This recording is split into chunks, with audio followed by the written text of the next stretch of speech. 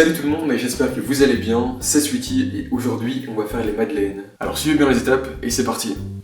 Pour la pâte à madeleine, on aura besoin de 2 œufs, pesez-les à 110 g, 115 g de sucre, 1 g de sel, 100 g de farine, 8 g de levure chimique, 150 g de beurre et 5 g d'extrait de vanille.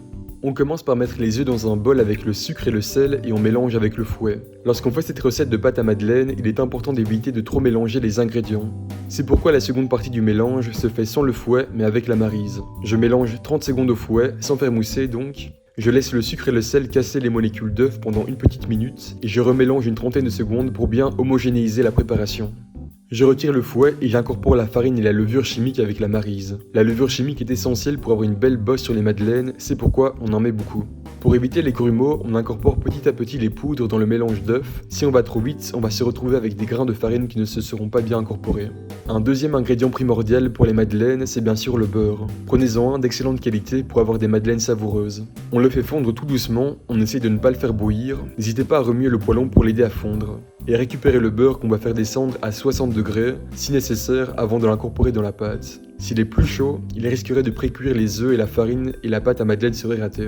On ajoute également l'extrait de vanille, vous pouvez aussi ajouter un zeste de citron si vous préférez. On finit le mélange à la maryse, encore une fois, on essaie de ne pas trop mélanger. Dès que le beurre a bien pénétré la pâte, on s'arrête. On vient alors filmer la pâte au contact, très important. De cette façon, on évite qu'une croûte ne se forme. On va faire reposer la pâte à madeleine minimum 4 heures avant de la cuire. La pâte à madeleine se conserve jusqu'à 2 jours et toujours à température ambiante. Pas de frigo et pas de choc thermique.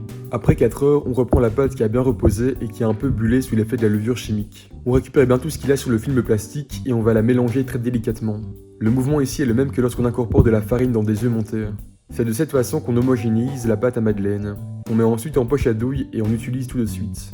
Très important également pour avoir de bonnes madeleines, c'est d'utiliser un moule de qualité. Ce moule, on le beurre généreusement avec un pinceau et du beurre de pommade. On passe une première fois pour bien répartir le beurre dans toutes les cavités du moule et une seconde fois pour étaler le beurre de façon équitable dans toutes les empreintes du moule. Ensuite, on va mettre une bonne dose de farine dans chaque empreinte, on secoue le moule dans tous les sens pour que la farine accroche bien au beurre, et on retire l'excédent en le tapotant contre le plan de travail. Je mets le moule au frigo au minimum 15 minutes. On récupère bien évidemment l'excès de farine que l'on remet dans son sachet. C'est pourquoi il faut toujours un plan de travail bien propre. Pesez à 25 g de pâte à madeleine pour un moule du même calibre que le mien. Les madeleines vont bien gonfler lors de la cuisson, donc on essaye d'être précis dans les mesures pour avoir des madeleines de taille identique. La pâte à madeleine se conserve assez bien, mais les madeleines, une fois cuites, doivent être mangées dans les heures qui suivent. Veillez donc toujours à les cuire au dernier moment. Une fois le moule rempli, on enfourne dans un four préchauffé à 190 degrés pour 8 à 9 minutes de cuisson.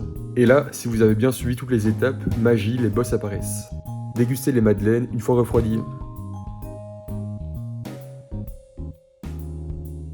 Et voilà, vous savez maintenant faire des madeleines. J'espère que la recette vous a plu, si c'est le cas, n'hésitez pas à vous abonner à la chaîne YouTube pour ne pas louper les prochaines vidéos. Et moi je vous dis à très vite, ciao!